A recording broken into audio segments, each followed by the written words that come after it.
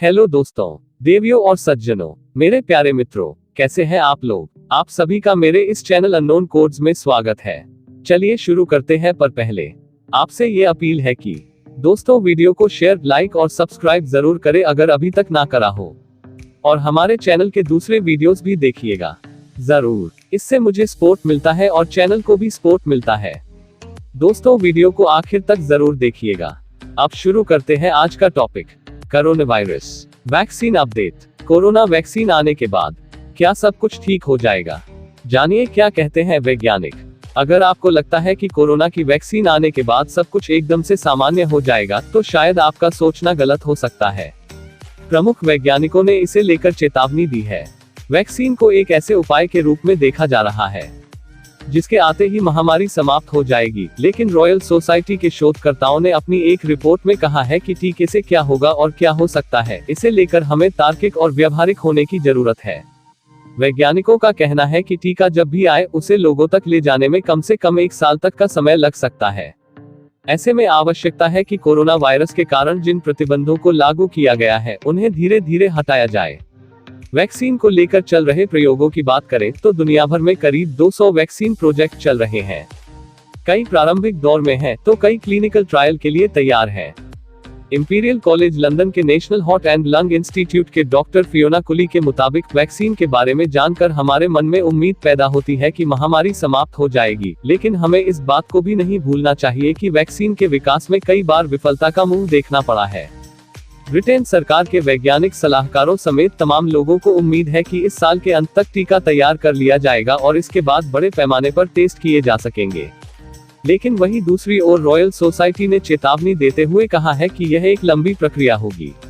Imperial college London में chemical engineering के प्रमुख प्रोफेसर निलय शाह का कहना है, अगर वैक्सीन उपलब्ध हो भी जाती है तो इसका यह मतलब बिल्कुल नहीं है कि 1 महीने के भीतर ही हर किसी को टीका लग जाएगा।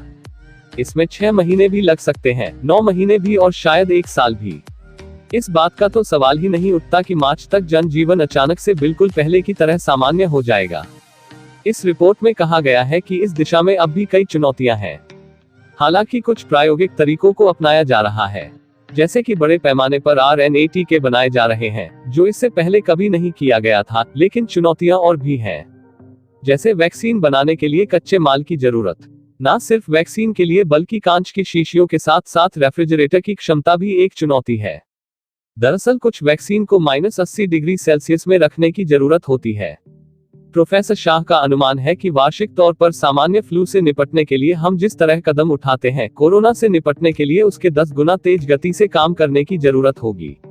साथ ही इसके लिए करीब 30,000 ट्रेन स्टाफ की भी आवश्यकता होगी। वो कहते हैं, मुझे इस बात की चिंता है कि क्या इस सब के बारे में गंभीरता से सोचा जा रहा है। कई वैक्सीन के प्रारंभिक परीक्षण से पता चला है कि उनके इस्तेमाल से रोग प्रतिरक्षा प्रतिक्रिया तेज हुई, लेकिन किसी अध्ययन में अभी यह सामने नहीं आया है कि यह पूर्ण सुरक्षित है और इससे कोविड-19 के लक्षण कम होंगे। कई सवालों के अब तक नहीं मिले जवाब। इंपीरियल कॉलेज लंदन में इम्यूनोलॉजी के प्रमुख प्रोफेसर चार्ल्स बांगम का कहना है, हम वाकई ये नहीं जानते हैं कि कोई टीका कब तक तैयार हो जाएगा, यह भी नहीं जानते कि यह कितना प्रभावी होगा, और ना तो यही बता सकते हैं कि यह कब तक हर किसी को उपलब्ध हो सकेगा। वो आगे कहते हैं, अगर यह प्रभावी हुआ भी तो इस बात की संभावना कम है कि तुरंत ही सब कुछ पहले की तरह हो जाएगा। वहीं दूसरी ओर वैक्सीन से जुड़े ही कई अन्य सवाल अब भी अनुत्तरित हैं। क्या एक शॉट पर्याप्त होगा या फिर बूस्टर की जरूरत पड़ेगी? क्या यह वैक्सीन हर साल 2 साल के अंतराल पर लेनी होगी? क्या कोई वैक्सीन बुजुर्ग लोगों पर भी उतने ही कारगर तरीके से काम करेगी? वैक्सीन लगने के कितने दिनों तक उसका असर बना रहेगा? अध्ययन पर टिप्पणी करते हुए बाथ यूनिवर्सिटी के डॉक्टर एंड्रू प्रेस्टन कहते हैं, वैक्सीन को एक ऐसे अचूक उपाय के तौर पर चित्रित किया जा रहा है जो आते ही महामारी को दूर कर देगी, लेकिन यह समझने की जरूरत है कि इसके असर में वक्त लगेगा। उनका कहना है कि इस बात पर चर्चा किए जाने की जरूरत है कि क्या देश में आने वाले लोगों के लिए टीकाकरण सुनिश्चित करने के लिए वैक्सीन पासपोर्ट की आवश्यकता है। वो इस बात पर भी रोशनी डालते हैं कि लोगों में वैक्सीन को लेकर झिझक भी बढ़ रही है।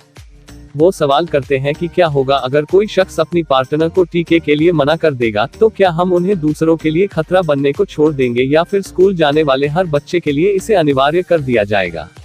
वो कहते हैं कि ऐसे बहुत से कठिन और उलझन भरे सवाल हैं जिनका अब भी कोई जवाब नहीं है। तो दोस्तों, हमारे चैनल अननोन कोड्स में दी गई ये जानकारी आपको कैसी लगी, हमें कमेंट कर बताएं। चैनल को लाइक, शेयर और सब्सक्राइब करें। और हाँ, घंटी वाले आइकॉन को भी दबाएं। और चलते चलते खुश रहें, मस्त रहें, आबाद रहें, स्वस्थ रहें। धन्यवाद मित्रों।